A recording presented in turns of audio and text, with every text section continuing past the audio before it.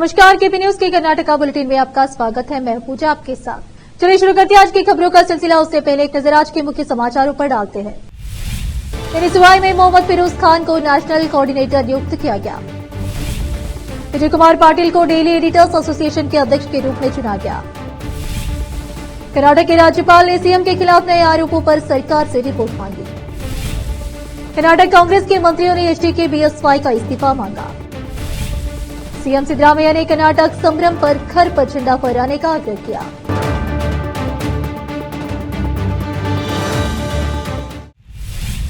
समाचारों का सिलसिला शुरू करते हुए देखते समाचार विस्तार से।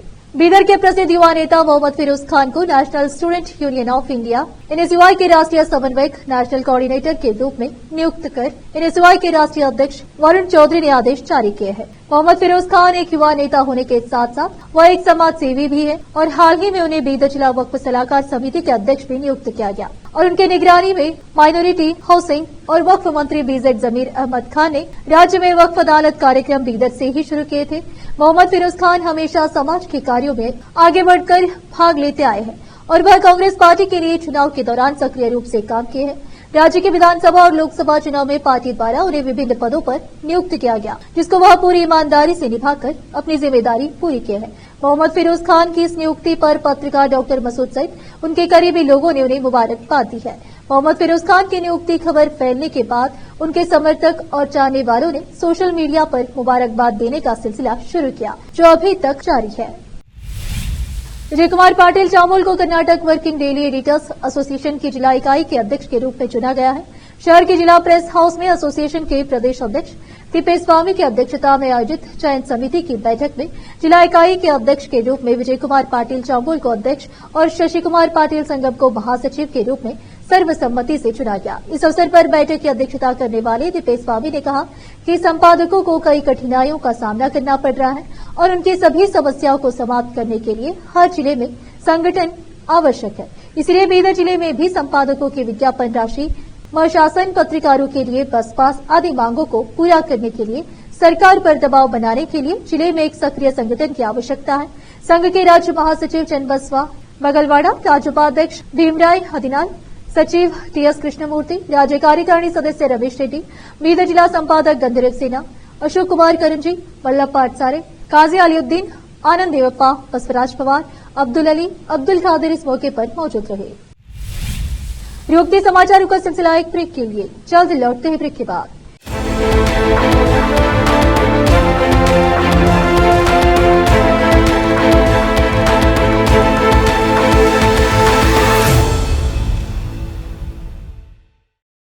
नूर एजुकेशन ट्रस्ट बीदर की ओर से चलाए जाने वाला Noor M Ed and B Ed college Bidar, recognised by NCTE Delhi and affiliated to Gulbarga University, Gulbarga.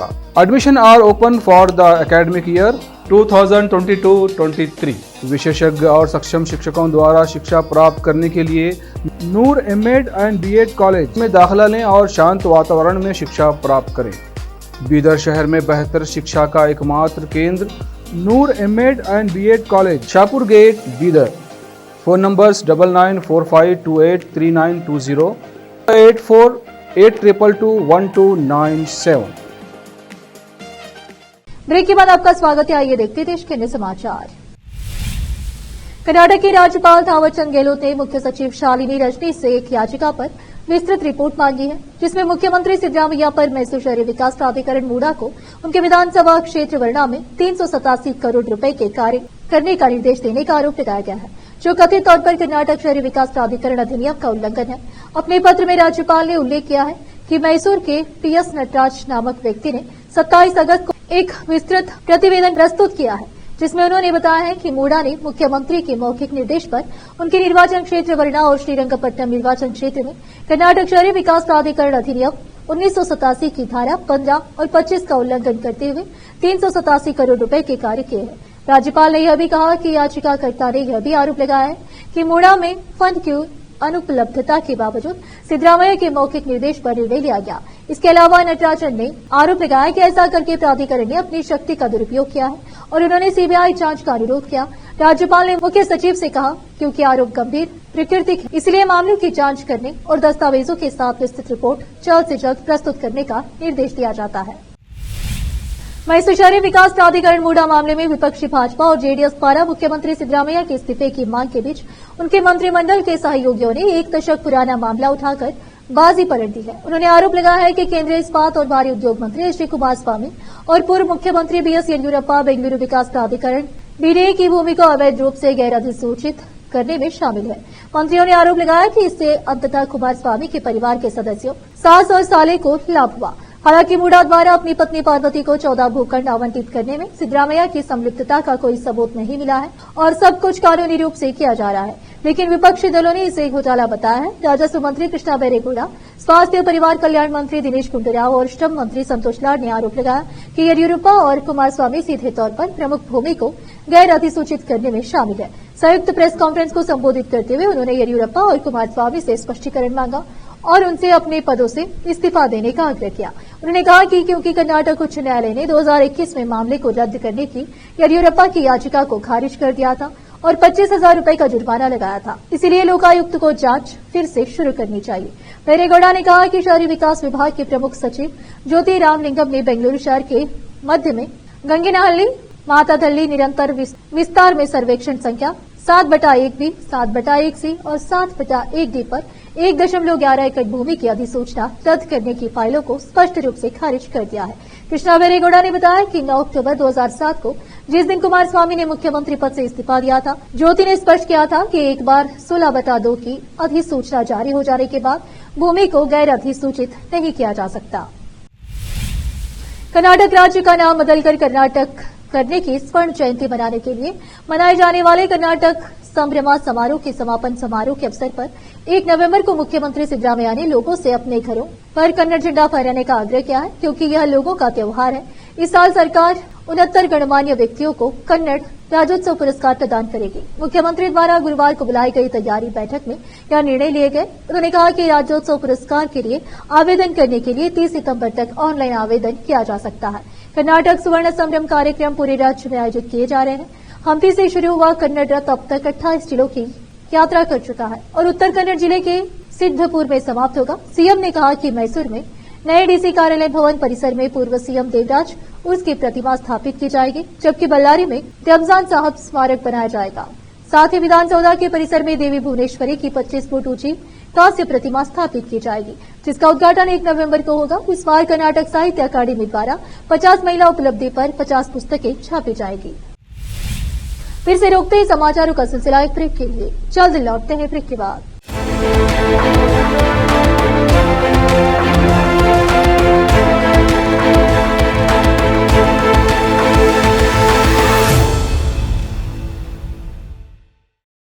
Noor education trust Bidar की ओर से चलाए जाने वाला Noor M Ed and B Ed college Bidar, recognised by NCTE Delhi and affiliated to Gulbarga University, Gulbarga. Admission are open for the academic year 2022-23. विशेषज्ञ और सक्षम शिक्षकों द्वारा शिक्षा प्राप्त करने के लिए नूर एमएड एंड बीएड कॉलेज में दाखिला लें और शांत वातावरण में शिक्षा प्राप्त करें। बीदर शहर में बेहतर शिक्षा का एकमात्र केंद्र Noor M Ed and B Ed college, Shahpur gate, Bidar. Phone numbers 9945283920, 8482221297। Break के बाद आपका स्वागत है। आइए देखते हैं देश के अन्य समाचार। 40 वर्षीय एक महिला ने भाजपा विधायक मुनिरत्न के खिलाफ बलात्कार का मामला दर्ज कराया है।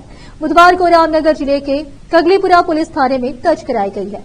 अपनी शिकायत में महिला ने यह भी आरोप लगाया है कि विधायक अपने प्रतिद्वंदियों को फंसाने के लिए HIV संक्रमित महिलाओं का इस्तेमाल कर रहे हैं। पुलिस ने गुरुवार को दंड प्रक्रिया संहिता CRPC की धारा 164 के तहत मजिस्ट्रेट के समक्ष उसका बयान दर्ज किया और माजर भी कराया। राजा राजेश्वरी नगर विधानसभा क्षेत्र से भाजपा विधायक के खिलाफ एक सप्ताह में यह तीसरी एफआईआर है। उन पर पहले कथित तौर पर बृहद बेंगलुरु महानगर पालिका BBMP के एक ठेकेदार को धमकाने और अनुसूचित जाति के लोगों के खिलाफ अपमानजनक टिप्पणी करने का मामला दर्ज किया गया था। उन्हें शनिवार को अत्याचार के मामले में गिरफ्तार किया गया था, जिसमें उन्हें गुरुवार को जमानत मिल गई। तिरुपति के तिरुमला मंदिर में दिए जाने वाले प्रसाद में पशु वासा के इस्तेमाल को लेकर उठे विवाद के बीच कर्नाटक सरकार राज्य के सभी प्रमुख मंदिरों में भक्तों को दिए जाने वाले प्रसाद का परीक्षण करने के लिए तैयार है। यह जानकारी धर्मस्व मंत्री रामलिंगा रेड्डी ने दी। कर्नाटक में 34,000 से ज्यादा बंदोबस्ती मंदिर है, जिनमें से 205 क्लास ए मंदिर है, जिनकी सालाना आय 25 लाख रुपए से ज्यादा है। 193 क्लास बी मंदिर है, जिनकी सालाना आय 5 लाख रुपए से 25 लाख रुपए के बीच है, और बाकी को क्लास सी मंदिर के तौर पर वर्गीकृत किया गया है, जिनकी सालाना आय 5 लाख रुपए से कम है। इनमें से कई मंदिर पूजा के बाद भक्तों को प्रसाद देते हैं। रेड्डी ने कहा कि उन्हें यकीन है कि कर्नाटक के मंदिरों में ऐसी कोई घटना या खाद्य पदार्थों का इस्तेमाल नहीं होता। उन्होंने कहा, लेकिन लोगों को कोई संदेह नहीं होना चाहिए, इसलिए हम जांच का आदेश देंगे। उन्होंने कहा कि वे राज्य बंदोबस्ती विभाग से जुड़े सभी प्रमुख मंदिरों को एक परिपत्र भी जारी करेंगे कि केवल कर्नाटक मिल्क फेडरेशन KMF द्वारा आपूर्ति किए गए नंदिनी घी का उपयोग करें, किसी अन्य ब्रांड का नहीं। यह ध्यान देने योग्य है कि कर्नाटक कई वर्षों से तिरुपति को लड्डू बनाने के लिए नंदिनी घी की आपूर्ति कर रहा है। भारतीय जनता पार्टी में एक नया मोड़ आया है, जब पार्टी नेता रमेश जारकिहोली ने दिवंगत HN अनंत कुमार के नेतृत्व में बीजेपी के स्वर्णिम काल की प्रशंसा की, जिससे विवाद खड़ा हो गया है। बीजेपी के अंदरूनी सूत्रों ने तुरंत पूछा, 2019 तक कांग्रेस के साथ रहे जारकिहोली को उस अवधि के दौरान बीजेपी की आंतरिक गतिशीलता के बारे में कैसे पता चल सकता है। भाजपा कार्यालय में कानाफूसी तेज हो गई है, क्योंकि कुछ लोगों का दावा है कि पर्दे के पीछे एक बड़ा नेता है जो इस अशांति का संचालन कर रहा है। पार्टी सूत्रों के अनुसार जारकिहोली और उनके साथी नेता बसनगौड़ा यत्नाल और अन्य अकेले काम नहीं कर रहे।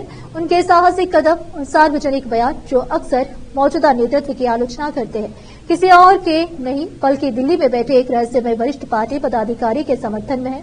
कथित तौर पर यह उच्च पदस्थ व्यक्ति उन्हें सुरक्षा प्रदान करता है, उन्हें आंतरिक परिणामों से बचाता है और उनकी अवज्ञा को बढ़ावा देता है। उद्योग मंत्री एमबी पाटिल ने कहा कि प्रधानमंत्री नरेंद्र मोदी ने 1 फरवरी 2023 को बेंगलुरु, चेन्नई औद्योगिकी गलियारे की आधारशिला केवल इरादे दिखाने के लिए रखी थी और कांग्रेस के सत्ता में आने तक 1 एकड़ भी जमीन का अधिग्रहण नहीं किया गया। पाटिल ने कहा, आवश्यक 1,700 एकड़ से अधिक भूमि में से हमने 80% अधिग्रहण लगभग 1,450 एकड़ पूरा कर लिया है और परियोजना तेजी से आगे बढ़ रही है। 250 एकड़ भूमि पहले से ही राज्य के स्वामित्व में है। शेष अधिग्रहण तेजी से पूरा हो जाएगा। हम सिर्फ बातें नहीं करते, हम काम भी करते हैं। पाटिल ने यह भी कहा कि बेंगलुरु का कुप्रबंधन भाजपा की विरासत है। फिर से एक नजर मुख्य समाचारों पर। NSY में मोहम्मद फिरोज खान को नेशनल कोऑर्डिनेटर नियुक्त किया गया। विजय कुमार पाटिल को डेली एडिटर्स एसोसिएशन के अध्यक्ष के रूप में चुना गया। कर्नाटक के राज्यपाल ने सीएम के खिलाफ नए आरोपों पर सरकार से रिपोर्ट मांगी। कर्नाटक कांग्रेस के मंत्रियों ने HDK BSY का इस्तीफा मांगा। सीएम सिद्धरामैया ने कर्नाटक संभ्रम पर घर पर झंडा फहराने का आग्रह किया। केपी न्यूज के कर्नाटक के बुलेटिन में आज इतना ही। आप देख रहे थे केपी न्यूज का कर्नाटक बुलेटिन। अन्य समाचारों के लिए जुड़े रहे हमारे चैनल से। केपी न्यूज 24/7 से धन्यवाद।